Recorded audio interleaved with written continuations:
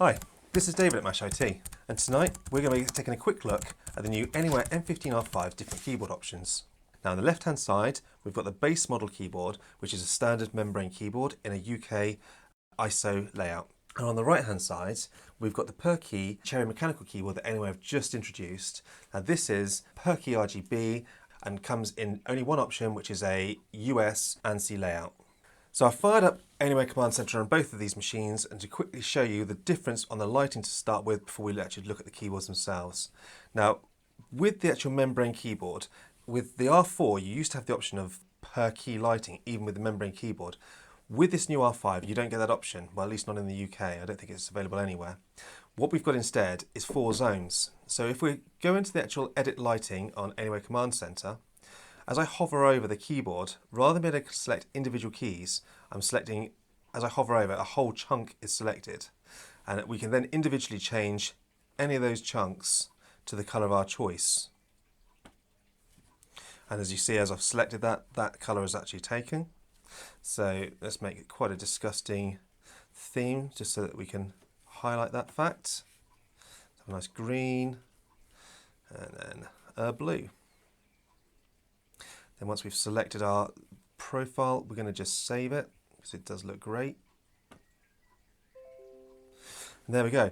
That's the extent of the sort of the RGB nature on this 4-zone keyboard. Bit of a shame after coming from an R4. Now we do have a couple of effects as well, such as breathing, pulse and morph using these zones, which again it's a nice feature, but it's certainly not as detailed as we had on the R4 or the Area 51M. Now if we look to the mechanical model, if I hover over the actual keyboard, you can see I can select individual keys. So rather than obviously having the zones, I can select the WASD keys, the cursor keys, and I can set all of those different colours to my choice. Also, if we drop down the effects, once selected all the keys, we have more options on the per key keyboard. We've got the rainbow wave, which is currently selected. We also have the scanner Knight Rider effect. These effects only work on the per key keyboard.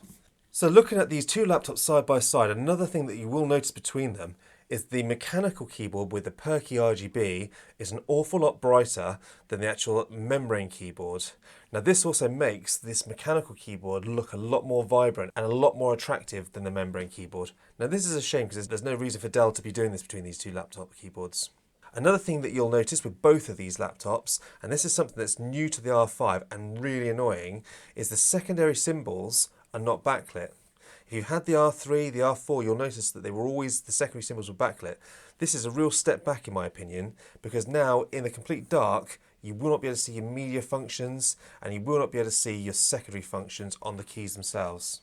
Also with this new keyboard, they've changed the multimedia keys at the top on both of them. And what you'll see now, whereas you used to get a lot of the volume controls on the top, this has now been pushed to the right hand side of the keyboard, the other side of the return or enter key. And at the top now, you've actually got some macro keys. So we've got A, B, C, D, E. With regards to the actual function or macro keys at the top, what we have got is a toggle on the escape button where we can press function escape and we can toggle which way we want the function keys to work as a primary or secondary character. So if we leave it on function keys, you can see brightness isn't working, so I'm pressing F10 and F11 here. So then if I press function escape, we've now toggled it to brightness. They'll now act primarily as the media keys. So that's quite a nice little feature. You don't have to go in software to change that. You can do that straight away with the function escape. So that's a nice improvement this year. As I said, at the right-hand side, the very right-hand side, we have got the actual dedicated volume, mute and microphone mute as dedicated buttons on the far right. And that's the same on both of these keyboards. Now, if we look at the actual membrane, you can see here that this is a UK ISO. So we've got the standard UK style return key. We've got the standard sort of QWERTY layout with obviously we've got our pound symbol on the 3, the dollar on the 4, etc. If you're in the UK, this is what you'll be used to. Obviously, if you're in Europe and you've got a different language layout, you'll be getting your version of this keyboard. But if you choose the mechanical keyboard, there is only one choice available if you have that mechanical, which is the normal USA ANSI keyboard. You've got just the single row return key on the far right. You'll see obviously you've got the dollar on the 4, but you've obviously got the @ on the 2 and a hash on the 3, which we haven't got over in the sort of the UK. So If you buy this and you're not in America, you're used to a sort of a QWERTY or QWERTZ or whatever keyboard that you're used to, you're going to have to change and get used to your layout. Now for me personally, I've often switched between the American and the UK layout, so having the United States layout isn't a problem for me at all. It takes me a couple of seconds to realise I'm on a United States keyboard and I'm off, I'm fine. This may be more of an issue if you're in Europe and you've got a different language layout, then this might be a complete problem for you. So what about the keys themselves? This is obviously what you're here to actually see. Now, these new Alienware keyboards from the R2 right the way through to the R5 in the membrane form, they're a really decent key. It's got great travel, great pressure. They're lovely to type on. Obviously, they're very quiet, but it's a really lovely typing experience. And this keyboard has been my favourite gaming laptop keyboard of all time. I have to be honest, I've used it. I mean, I've got it on my Alienware M15 R2.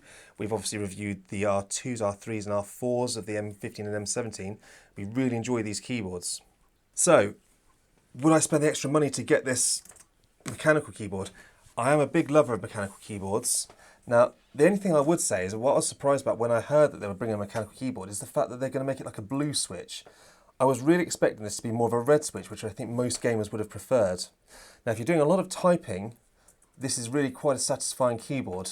You've got that sort of that blue click, but obviously without the travel of a proper blue mechanical keyboard. But it does feel great, and the more I've used it, the more I've enjoyed typing on this keyboard. It's really quite an impressive keyboard to type on. Now, it does have a little bit of a ring to it, so you can hear that sort of a ping when you're sort of bringing keys, and if you're typing fast or if you're hitting keys, you can hear that ring or that ping that you'll get on this keyboard. This might bother you, it might not. If you're fast typing, you are going to hear it, especially if you're sort of hammering the keys like I do.